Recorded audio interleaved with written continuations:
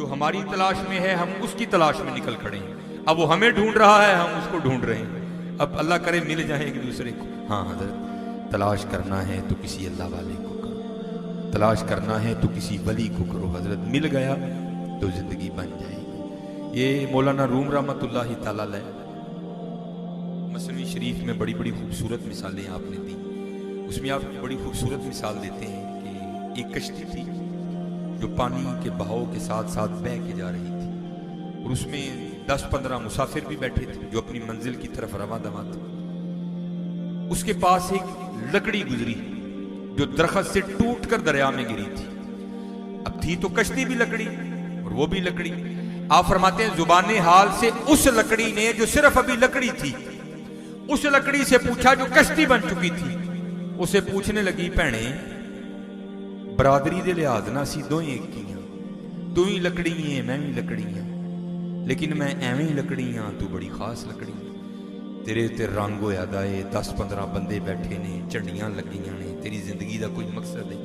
میں بے مقصد ہاں، ہو سکتی ہاں کسی مائی دے ہاتھ چڑھاؤ وڈ ٹوک کے مینوں تندور لا دے، ہو سکتا ہے کسی بابے دے ہاتھ چڑھاؤ مینوں قلعہ بنا کے مجھ بن دے، ہو سکتا ہے بچیاں دے ہاتھ چڑھاؤ گیڑیاں بنا کے کھیڈن لگ پڑ۔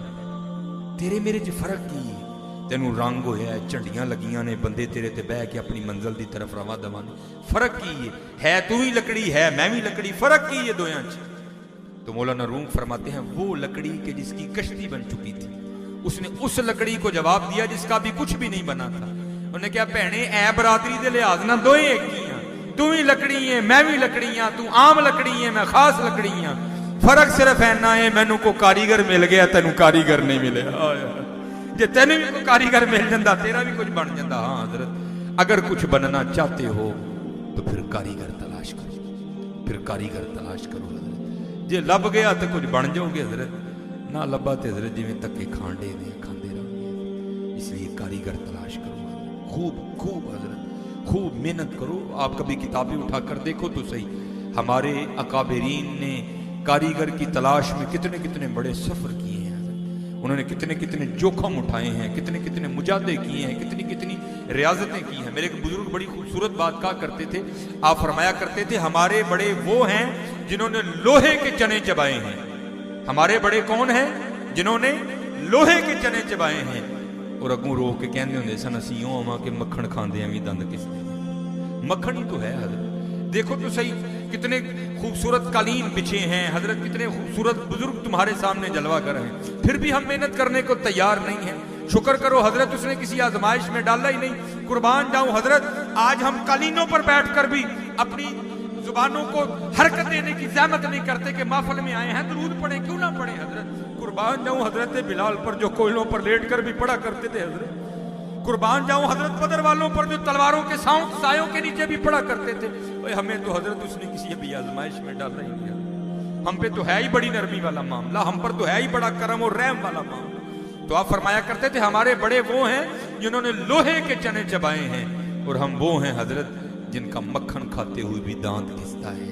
اس لیے آج وہ وقت ہے محنت تھوڑی صلاح بہت زیادہ حضرت، اس لیے خوب محنت کرو، خوب محنت کرو، خوب محنت کرو، اپنی تنہائیاں پاک کرو، اپنی محفل پاک کرو۔ اور آخری بات اس کے بعد میں اپنی گفتگو کو ختم کروں گا، یہ جس وہم میں ہم سارے مبتلا ہو گئے ہیں اللہ والوں کو نکال کر، میں اپنی بات کرتا ہوں، خود نہیں نکلتا حضرت، آپ ہی نکلنا ہوں دادے جس طرح ماں کے کیا پتہ نہیں کدوں دا کٹ لینا، یہ تو کسی دی نظر ہے جے پی گئی تو نکل جائے گا حضرت، نہیں تو اینجی کھجل ہوں زندگی لگ جانی ہے۔ یہ زمین، یہ مال، یہ دولت اسی کا وہم ہے، سارے اسی کے جھگڑے ہیں، ساری اسی کی لڑائی ہے۔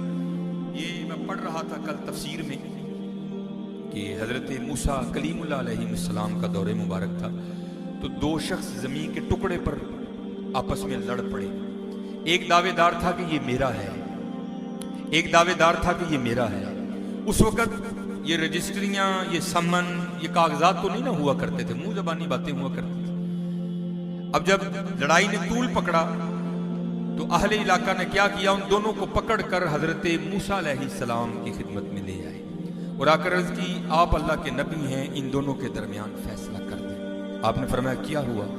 عرض کی حضرت زمین کا ایک ٹکڑا ہے، یہ بھی دعوے دار ہے کہ میرا ہے، یہ بھی دعوے دار ہے کہ میرا ہے۔ اب آپ فیصلہ فرمائیں کہ دونوں میں سے کس کا ہے. ایک شخص عرض کرنے لگا حضرت اس طرح کریں باری باری دونوں کو تنہائی میں لے جائیں اور پوچھیں, بات کھل کر آپ کے سامنے آ جائے گی. آپ نے فرمایا میں اللہ کا نبی ہوں, مجھے ان سے پوچھنے کی کوئی ضرورت نہیں, میں زمین کے اس ٹکڑے سے ہی پوچھ لیتا ہوں, آیا تو بتا تو ان دونوں میں سے کس کا ہے. نگاہ نبوت تھی. آپ زمین کے ٹکڑے کے پاس تشریف لے گئے اور زمین کے ٹکڑے کو مخاطب کر کے آپ نے فرمایا یہ بھی دعوے دار ہے کہ تو میرا ہے, یہ بھی دعوے دار ہے کہ تو میرا ہے, اب تو خود ہی بتا کہ تم ان دونوں میں سے کس کا ہے. تو زمین کا ٹکڑا آگے سے بول اٹھا حضرت نہ میں اس کا ہوں نہ میں اس کا ہوں, بلکہ یہ دونوں میرے ہیں, یہ دونوں میرے نیچے آنے والے ہیں, ان کو سمجھائیں میں ان کا نہیں ہوں بلکہ یہ دونوں میرے ہیں. ان قریب بھائی جی دے تھلے جانا جی اج ویلا ہے.